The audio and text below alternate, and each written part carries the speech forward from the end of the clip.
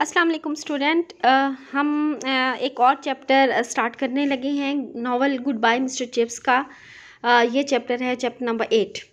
Chapter number 8 हम आप कह सकते हैं कि ये एंड इस लिहाज से चैप्टर है ये जिसमें कैथरीन और मिस्टर चिप्स का जो एक ताल्लुक़ बना था जो कि बहुत ही शॉर्ट स्पैन ऑफ टाइम के लिए था, लेकिन that have very long lasting effect on the personality of mister chips is going to end in this chapter, because in this chapter we see that how Catherine and her newborn baby died, and after 2 years of marriage with Mr. Chips.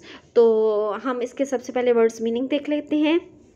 Pace, pace mean walk, walk का मतलब होता है चलना। Next word है वो है nightmare. Nightmare कहते हैं हॉरिफाइंग या हॉरिफाइंग ड्रीम, यानी एक खौफनाक डरावना सा ख्वाब। ब्लेज, ब्लेज कहते हैं आग को, शोला सा जलना, आग जलना, तो इसका मतलब है शोला या भड़कना, आग काला हो, दहक रहा हो जैसे ब्लेज। नोट, नोट कहते हैं इशारा करना, और बो या फिर झुकना। स्टम्बल, स्टम्बल मीन स्टैगर, लड़खड़ा के चलना, लड़खड़ाना। नेक्स्ट वर्ड है वो है condolence. Condolence mean show sympathy, ताज़ियत करना, दुख का, अफसोस का इजहार करना, जो अमूमन हम ये वर्ड यूज़ भी करते हैं कॉन्डोलेंस। ट्रांस, ट्रांस कहते हैं कोमा में होना या सकते की कैफियत में होना। लीन, लीन कहते हैं रेस्ट ऑन यानी कि सहारा लेना। नेक्स्ट वर्ड है वो है पेक्यूलियर। पेक्यूलियर का मतलब होता है अनयूजुअल या फिर निराला सा, डिफरेंट सा, अलहदा सा। प्रीऑक्यूपेशन इंपॉर्टेंट वर्ड है। अब्जॉर्ब्ड, जिसका मतलब है कि खोया हुआ होना, गुमसुम होना, अपने ख्यालों में गर्क होना, ये इसके लिए जो यूज़ किया जाता है वो है प्रीऑक्यूपेशन। फूलरी मीन फूलिंग, यानी मजाक बनाना, शरारत करना, बेवकूफ़ बनाना।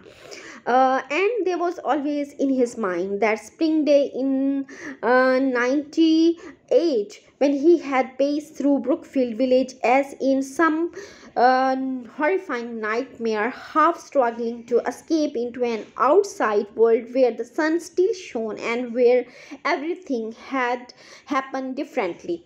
और फिर there was always in his mind, यानी हमेशा से उसके जहन में एक एक एक मंज़र जो है वो उसके जहन पे हमेशा छाया रहा, उसके जहन पे नक्श रहा, और वो मंज़र था स्प्रिंग डे, यानी वो भी मौसम में बाहर का एक दिन था, लेकिन साल 96 की बजाय 98 था, यानी 2 साल के बाद। एक स्प्रिंग 96 जब उसकी कैथरीन की मुलाकात और शादी हुई, और फिर स्प्रिंग 98 2 साल बाद when he had paced through Brookfield village. Paced through Brookfield village mean यानी जब वो चलता चला जा रहा था ब्रुकफील्ड गांव की गलियों में, as in some horrifying nightmare, और उसको महसूस ये हो रहा था कि जैसे वो किसी डरावने ख्वाब में हो, अभी भी कोई डरावना ख्वाब देख रहा हो, यानी जो उसके पर बीत चुकी थी वो उसको डरावना ख्वाब लग रहा था, हकीकत नहीं लग रही थी। Half struggling to escape into an outside world, वो कोशिश कर रहा था कुछ हद तक कि किसी तरीके से बाहर की दुनिया में पनाह ले सके। where the sun still shone, जहाँ अभी भी सूरज चमकता था, and where everything had happened differently, और जहाँ अभी भी चीज़ें मुख्तलिफ तर्ज पर वाक़या हो रही थी, यानी कि मतलब है कि वहाँ अभी भी चहचहाट भी थी, वहाँ अभी भी गहमा गहमी भी थी, लोग हंस भी रहे थे, यानी जिस तरह की गम की कैफियत में वो नहीं वो था, बाकी लोग बाहर की दुनिया में ऐसा महसूस नहीं कर रहे थे।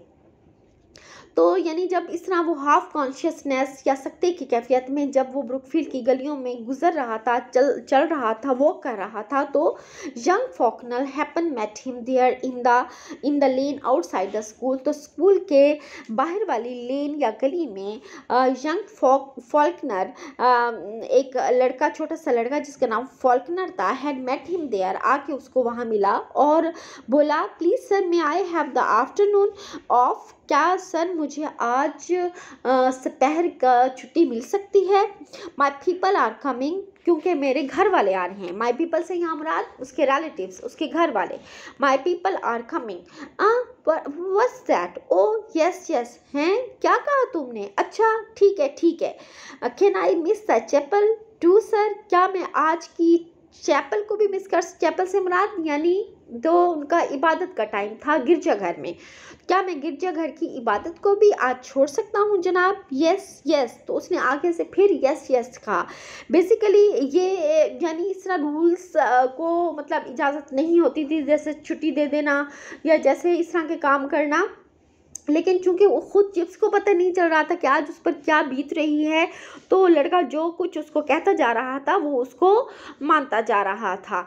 पहले उसने कहा कि क्या मैं अपने लोगों से मिलने जा सकता हूँ, फिर उसने कहा कि क्या मैं आज की इबादत को भी मिस कर सकता हूँ, तो उसने हर बात पे हाँ किया। And can I go to that station to meet them, तो क्या मैं स्टेशन भी जा सकता हूँ उन लोगों को मिलने के लिए या उनको रिसीव करने के लिए? ही नियरली आंसर्ड, तो चिप्स का उस पर तकरीबन जवाब ये था जो उसके मुंह से निकलने वाला था कि you can go to blazes for all I care, कि मेरी तरफ से तुम जहन्नम में जाओ, मुझे परवाह नहीं है। माई वाइफ इज़ डेड, मेरी बीवी मर चुकी है। माई चाइल्ड इज़ डेड, मेरा बच्चा मर चुका है। And I wish I were dead my self, और मेरी ख्वाहिश है कि मैं भी मर चुका होता। एक्चुअली लेकिन हकीकत में अपनी इस शदीद गम के बावजूद उसने इस तरह के अल्फाज मुंह से निकालने की बजाय उसने अपने गम को अपने अंदर दबा लिया, और दबा के उसने सिर्फ नोडेड, अब सर हिलाया, एंड स्टम्बल्ड ऑन, और लड़खड़ाते हुए कदम आगे बढ़ा दिए। He did not want to talk to anybody, वो किसी से बात नहीं करना चाह रहा था, और टू रिसीव कॉन्डोलेंसेस, ना ही लोगों से अपने इस दुख पर लोगों की ताज़ियतें वसूल करना चाह रहा था। यानी जैसे लोग अफसोस का इजहार करते हैं, मरने पे दुख का इजहार करते हैं, तो वो ये चाह रहा था कि कोई भी उससे दुख का इजहार ना करे। He wanted to get used to things, वो इन तमाम तर बातों से, चीज़ों से अपने आप को यूज टू करना चाह रहा था। यानी वो खुद पहले चाह रहा था कि वो एडजस्ट कर जाए, इस दुख को, इस गम की हकीकत को तस्लीम करना चाह रहा था। If he could before facing the kind words of others, अगर वो कर सकता इससे पहले कि वो दूसरे लोग आके अपने काइंड वर्ड्स से उसको ताज़ियत करते, वो चाह रहा था कि पहले खुद वो इस दुख के साथ समझौता कर ले।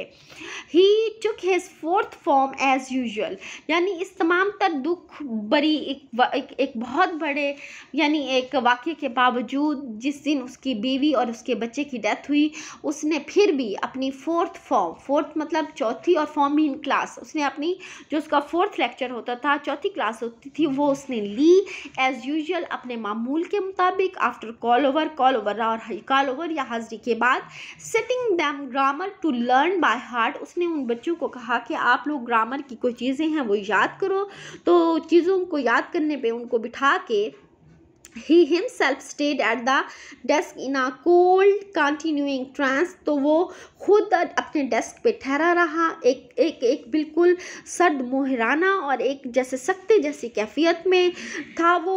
सडनली समवन सेड, तो अचानक उन लड़कों में से एक लड़का बोला, please sir there are lots of letters for you, sir आपके लिए देखें बहुत सारे लेटर्स पड़े हुए हैं।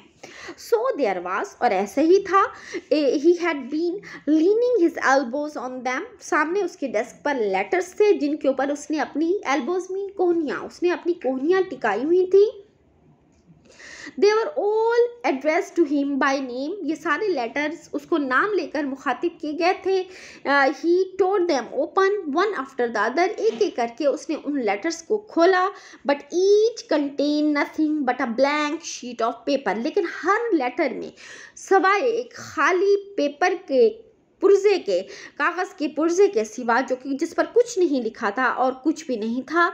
He thought in a distant way that it was rather peculiar, तो उसने बड़े सोचा, बड़ी मतलब महव के, चूँकि वो अपने ही गम में गर्क था, तो कहीं दूर उसको एक हल्की सी ये सोच आई कि ये क्या चीज़ है, ये ऐसे कैसे है, इतने सारे लेटर्स हैं और सारे के सारे खाली, तो ये बड़ी अजीब सी उसको ये चीज़ महसूस हुई, ख़ास बात उसको ये महसूस हुई। But he made no comment, लेकिन उसने मुंह से कुछ ना निकाला, कोई कमेंट नहीं किया, कोई अल्फाज नहीं निकाले। The incident gave hardly an impact upon his vastly greater प्रीऑक्यूपेशन, यानी इस वाक़ये ने चूँकि वो पहले से इतने ज़्यादा मतलब अपने ही गम में इतना ज़्यादा गर्क था कि इस वाक़ये ने बमुश्किल ही उस पर कोई ख़ास असर डाला।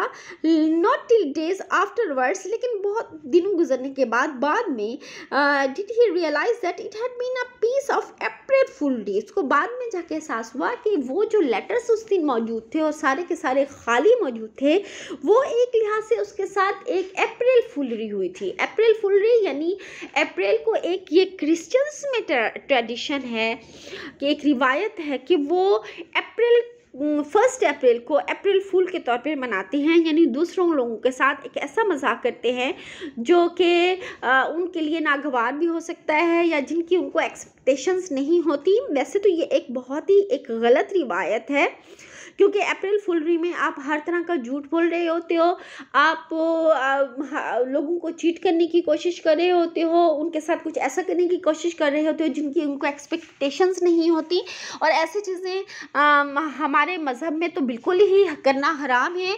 तो ये बल्कि ये तो किसी भी मज़हब में जब आप झूठ या फ्रेब या फ्रॉड की बुनियाद पर किसी से कोई मजाक करते हो या कोई बात करते हो, तो ये बिल्कुल एक गलत सी चीज़ है।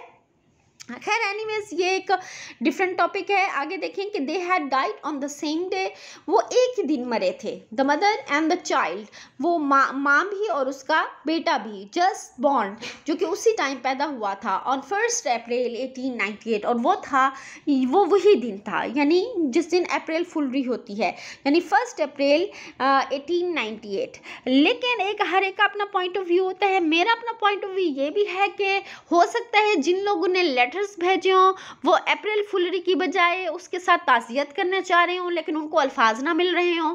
ये भी हो सकता है कि वो दुख इतना बड़ा था उसका कि उनको भी समझ नहीं आ रही हो कि कौन से वर्ड्स में वो उसके साथ ताज़ियत करें, तो उन्होंने ब्लैंक लेटर्स उसको भेज दिए।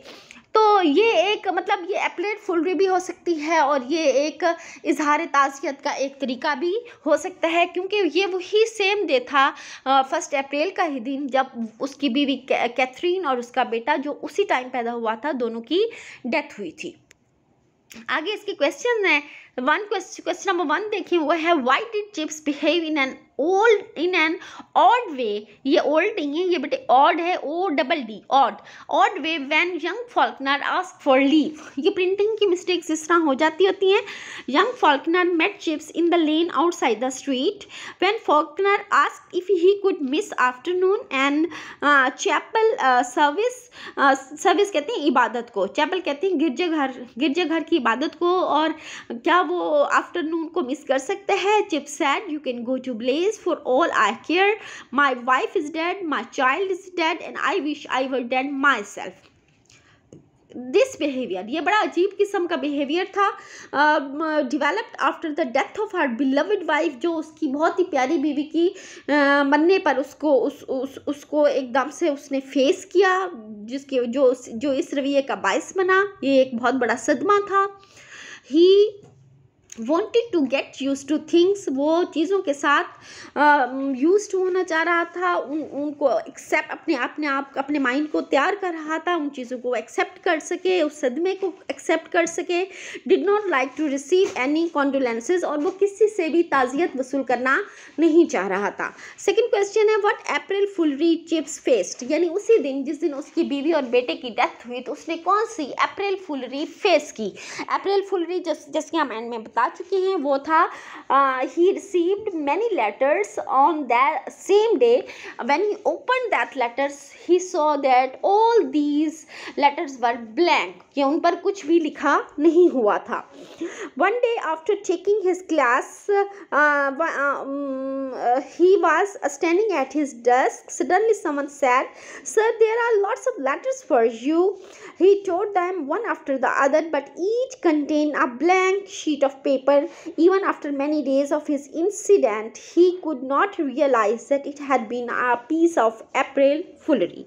So guys, ये एक छोटा सा चैप्टर था जिसमें मेन चीज़, हाँ एक और क्वेश्चन जो यहाँ पर नहीं है लेकिन आप लोग कर चुके हैं, वो ये है कि when and how Katherine Bridges died. तो इसका आंसर होगा कि 1 April in 1898 Mr Chips and his newborn baby died in the hospital. तो ये था इसका आप लोगों का क्वेश्चन। ये दो के अलावा ये तीसरा क्वेश्चन है, ये आपकी ग्रामर की बुक में ज़रूर होगा, आपके टेक्स्ट में भी है, इसको अंडरलाइन करके ये भी आप इसमें शामिल करेंगे। तो ये था आप लोगों का आज का लेक्चर। अल्लाह हाफिज़।